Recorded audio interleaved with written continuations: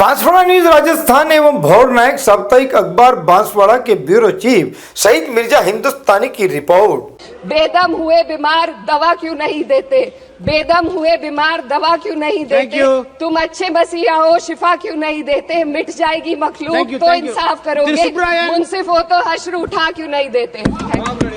भारत के संविधान के आर्टिकल 38 भारत को एक वेलफेयर स्टेट के तौर पर पेश करता है और सरकार की जिम्मेदारी है कि बजट और उससे जुड़ी वेलफेयर स्कीम्स के जरिए इन आर्टिकल्स को हकीकत में लाया जाए। इसलिए यूनियन बजट सिर्फ एक आंकड़ों की किताब नहीं बल्कि सरकार की प्राथमिकता और वेलफेयर स्टेट के संविधान से जुड़ी वफादारी का आईना है।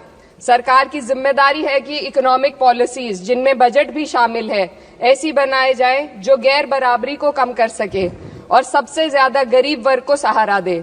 बजट वो लाइफलाइन है जिससे शिक्षा, स्वास्थ्य, पेयजल, social security, SC, ST, minority, गरीबों की भलाई के लिए स्कीमें चलाई जाती है। मगर ये बजट को देखकर महसूस होता है कि ये भविष्य के निर्माण से ज्यादा हेडलाइन बटोरने का एक दस्तावेज है। इससे सबसे ज्यादा प्रभावित होने वाली वही लोग पीछे छूट रहे हैं जिन्हें सरकार के सहारे की सबसे ज्यादा जरूरत थी। वो किसान जो बढ़ती लागत से परेशान हैं, वो नौजवान जो बेरोजगारी का सामना कर रहे हैं और वो औरतें जो निजामती रुकावटों से जूझ रही हैं और वो गरीब जो महंगाई के बोझ के तले दबे हुए हैं। This government is proudly marketing the income tax exemption of 12 lakhs. But the question is how many Indians even earn that money? उन्होंने आम आदमी की कमर तोड़ दी है। जरूरत इस बात की है कि खाद्य सामग्री, दवा, स्कूल की किताबें और जरूरत की चीजों पर टैक्स कम किया जाए। पेट्रोल डीजल पर टैक्स कम करने की कोई कोशिश नहीं हुई जिसका सीधा असर हर नागरिक पर पड़ता है। आर्टिकल 41 कहता है कि सरकार को ये कोशिश करनी चाहिए कि वो अपनी इकोनॉमिक हालात और रिसोर्सेज के हिसाब से लोगों को रोजगार दे। इस बजट ने बेरोजगारी दूर करने की दिशा में कोई ठोस उपाय नहीं दिया है। नई नौकरियों की बात तो छोड़िए, जो पहले से थी वो भी खत्म होती जा रही हैं। स्किल डेवलपमेंट प्रोग्राम के नाम पर करोड़ों खर्च किए जा रहे हैं, मगर सवाल ये है कि ट्रेनिंग लेने के बाद कितने नौजवानों को असल में नौकरी मिल रही है। सरकार के पास इसका भी कोई आंकड़ा नहीं है। सरकारी विभागों में लाखों पद खाली हैं, मगर भर्ती का कोई प्लान नहीं है।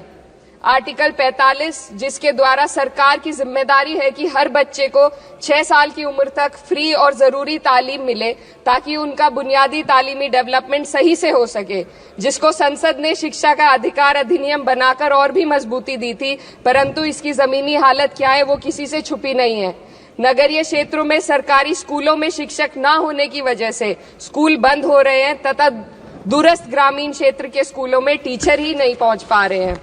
सरकार कह रही है कि डिजिटल इंडिया और एआई से तालीम का इंतजाम होगा, मगर जरा जमीन पर देखिए, उत्तर प्रदेश में सिर्फ 22% सरकारी स्कूलों में कंप्यूटर है। मेरे संसदीय क्षेत्र कैराना में कई सरकारी स्कूल शिक्षक न होने की वजह से बंद हैं और मदरसा एजुकेशन के बजट में 57% की कटौती कर दी गई है। क्या यही सबका साथ सबका विकास है? इसी तर्ज पर अस्पताल हैं जहां पर डॉक्टर नहीं है। आर्टिकल 47 अच्छी सेहत और जिंदगी के स्टैंडर्ड को बेहतर बनाने की आवश्यकता पर जोर देता है। राज्य की जिम्मेदारी है कि लोगों की सेहत और उनके वेलबींग को बेहतर करने के लिए जरूरी कदम उठाए, लेकिन हकीकत यह है कि इस बजट का सिर्फ 2% ही आम जनता तक पहुंच पाता है। शामली जिले में 84 डॉक्टर की पोस्ट स्वीकृत है, मगर सिर्फ 29 डॉक्टर काम कर रहे हैं और गायनोकोलॉजिस्ट मात्र 1 है। दवाइयों की कीमतें बढ़ती जा रही हैं, मगर गरीबों के लिए कोई राहत नहीं है। सरकार ने महिलाओं के लिए बजट बढ़ाने का दावा किया, मगर 81% इसका बजट सिर्फ पोषण योजनाओं में डाला गया है। महिलाओं के रोजगार, उनके इकोनॉमिक इंडिपेंडेंस और सुरक्षा के लिए कोई ठोस योजना नहीं बनाई है। बेटी बचाओ बेटी पढ़ाओ का बजट घटा दिया गया, जिससे साफ है कि ये सिर्फ नारेबाजी थी और कुछ नहीं। किसानों की बदहाली हम सबके सामने है, लगातार चलती आ रही है। 2016 में कहा गया था कि 2022 तक किसानों की आमदनी दोगुनी होगी, मगर 2025 आ गया और एमएसपी पर कोई ठोस गारंटी आज भी दी नहीं गई है। गन्ना किसानों का बकाया अब तक नहीं मिल पा रहा है और तो और उत्तर प्रदेश में अभी तक गन्ना मूल्य भी तय नहीं किया गया है। डीएपी, यूरिया और खाद की कमी से परेशान किसान आज भी सड़क पर प्रदर्शन कर रहे हैं।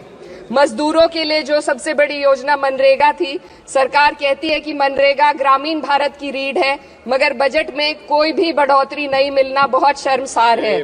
औसतन 44 दिन का ही रोजगार मिल रहा है, जबकि स्कीम 100 दिन की गारंटी की होती है।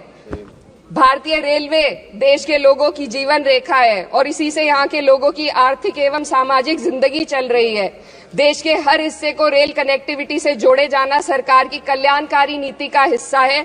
मेरे संसदीय क्षेत्र कैराना के रेलवे से जुड़ी 2 मांगे लंबे समय से लंबित हैं। दिल्ली शामली सहारनपुर रेल लाइन का दोहरीकरण और पानीपत शामली मेरठ लाइन का सर्वे अति शीघ्र ही कराए जाने की बहुत पुरानी मांग को बजट में शामिल किया जाना चाहिए। देश भर में बिजली की दरें बेहद असमान है। उत्तर प्रदेश में ये दरें बहुत ज्यादा हैं। देश भर में एक समान बिजली दरें लागू करने का प्रावधान किया जाए। रिवैम्प योजना में हर घर तक बिजली पहुंचाने के लिए एलटी लाइन बनाने का प्रावधान भी जोड़ा जाए। कृषि उपकरणों व खाद डीएपी को जीएसटी से मुक्त किया जाए। किसानों की एमएसपी की मांग को पूरा करने के साथ साथ उत्तर प्रदेश के किसानों को गन्ना मूल्य निर्धारण पिछले वर्ष से बढ़ाकर किया जाना बेहद जरूरी है। जनपद शामली व मुजफ्फरनगर को एनसीआर में तो शामिल किया गया है, परंतु वहां पर कोई विकास नहीं हुआ तथा उसको कोई भी लाभ नहीं मिला है। वहां के लोग सिर्फ प्रदूषण के बाध्यकारी नियमों से परेशान हैं, इसलिए दोनों जनपदों को एनसीआर की सीमा से बाहर किया जाना चाहिए।